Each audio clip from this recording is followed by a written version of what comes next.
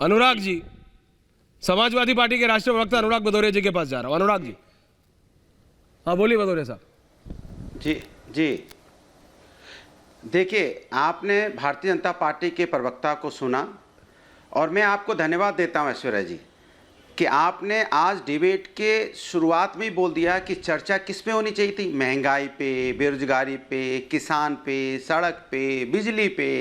अब मैं आपसे पूछना चाहता हूं, ये सवाल आपने बोले अपनी डिबेट के पहले ही, लेकिन सुधांशु जी ने इस पे कोई चर्चा नहीं की। एक शब्द नहीं बोला कि उनकी बेरोजगारी क्या है, महंगाई के लिए उन्होंने क्या किया, सड़क बनाई कि नहीं बनाई, जबकि गड्ढे हैं सड़कों में, बनाई तो उन्होंने क्या है। बिजली का हाल तो आप जानते ही, बोलने की जरूरत नहीं है। और महंगाई बेरोजगारी पे तो आप देख ही रहे हो, हाहाकार मचा हुआ, उसमें ये बोलेंगे भी क्या, उस पर नहीं बोले। इनकी कामयाबी पता है क्या, और बड़े फख्र से कह रहे थे मेरी कामयाबी है, मैं बहुमत लाता हूं, चुनाव जीतता हूं, ये इनकी कामयाबी है। सोचिए आप, जनता इनको वोट देती है, सत्ता में लेके आती है और कहती आएंगे तो ये जो आपके सवाल थे उस पर चर्चा करेंगे, महंगाई, बेरोजगारी, किसान समस्याओं पे बात करेंगे, उस पर बात नहीं की।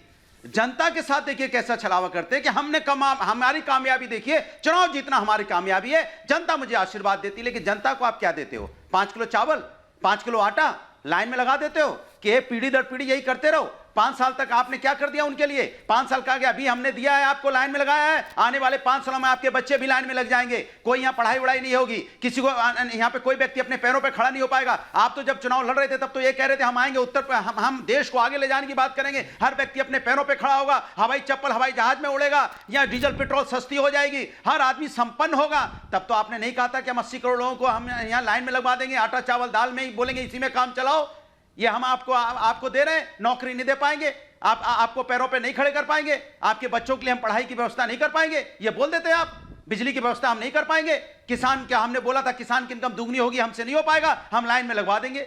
कमाल की बात कर रहे हैं आप भी, ये आपकी कामयाबी होती है। तो इसीलिए कहते हैं भारतीय जनता पार्टी के दिल में नफरत रहती है। अरे भैया, जहां दिल में नफरत रहती है सुधांशु दी, वहां रब नहीं बसते। और जिस दिल में नफरत रहती है वो देश के प्रति उसको लगाव नहीं होता।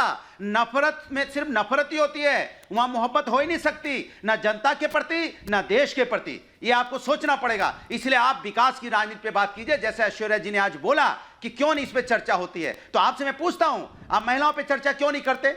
क्यों नहीं महिला समस्या पे आप आवाज बुलंद करते? आप कहते हो राजस्थान में चुनाव हो रहा था अभी, क्या आपने राजस्थान में चुनाव में महिला समस्या पे आपने चर्चा की? आपके कितने लोगों ने आंदोलन किया?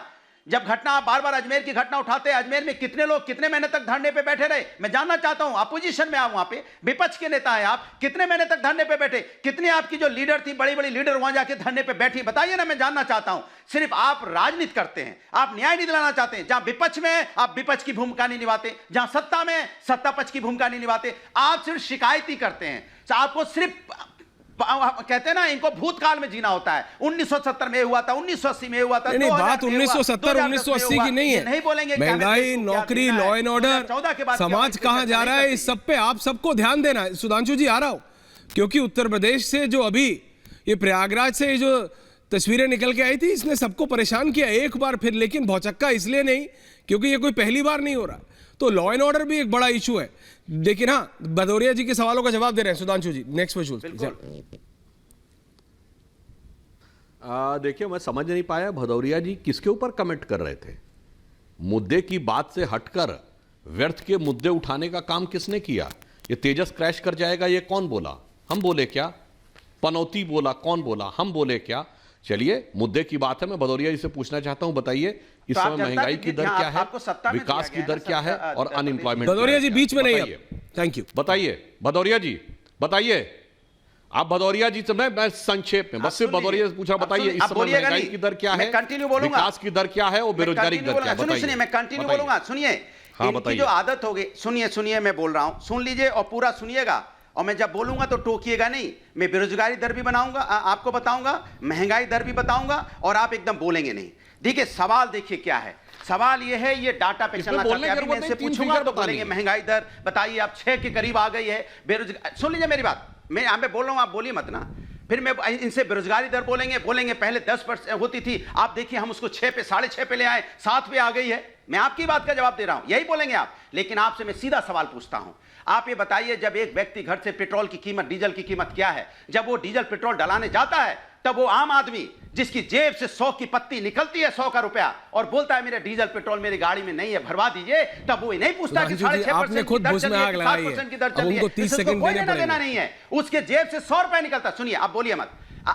नहीं, जब आप आम व्यक्ति मार्केट में जाता है सब्जी खरीदने, आटा चावल दाल खरीदने, जब 150 रुपए की दाल खरीदता है वो, तो उसके जेब से पैसा जाता है, तब वो उससे नहीं पूछता कि महंगाई दर बता दीजिए क्या है, 6.5% है कि 7% है, तो कहेगा नहीं आज की दर में सुधांशु जी बताएंगे नहीं अब तो महंगाई दर तो देखो 6.5% पे आ गई है, कभी यहाँ पे डबल डिजिट में हुआ करती थी, फिर बेरोजगारी दर हम कहेंगे 7.5% आएगी, बताइए 7% पे हम लेके आ गए।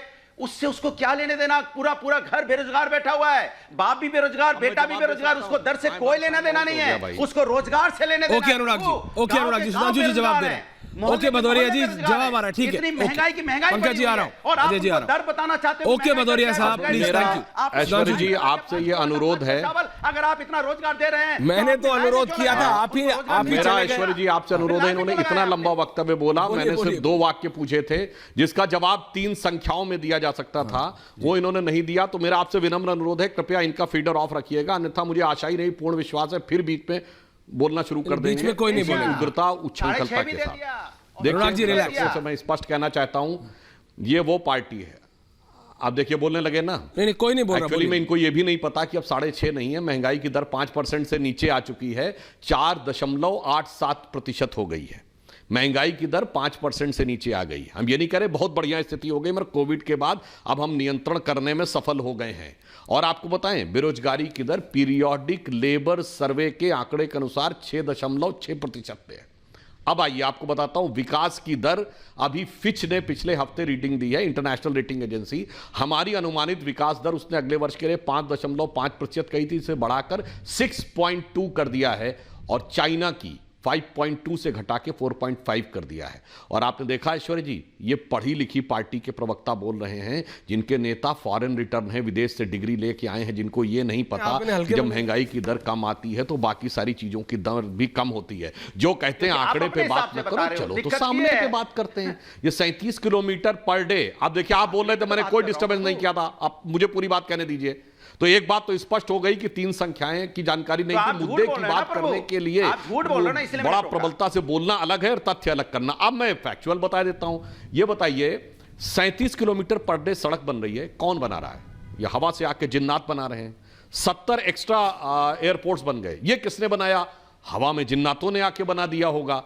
इस समय ऑटोमोबाइल मैन्युफैक्चरर में हम दुनिया के 3रे नंबर के देश हो गए। 7.5 करोड़ परिवार ऐसे हैं जिन पे कोई ना कोई एक ऑटोमोबाइल है, यानी स्कूटर, मोटरसाइकिल या कार, वो भी सब आके हवा में बन गई होगी। हमने युद्ध विमान वाहक युद्धपोत बनाया, वो भी बगैर रोजगार से थोड़े बन गया होगा। आज तेजस जिसमें प्रधानमंत्री जी उड़े, वो भी हवा में बन गया होगा। मोबाइल मैन्युफैक्चरिंग में हम नंबर 2 के कंट्री हो गए।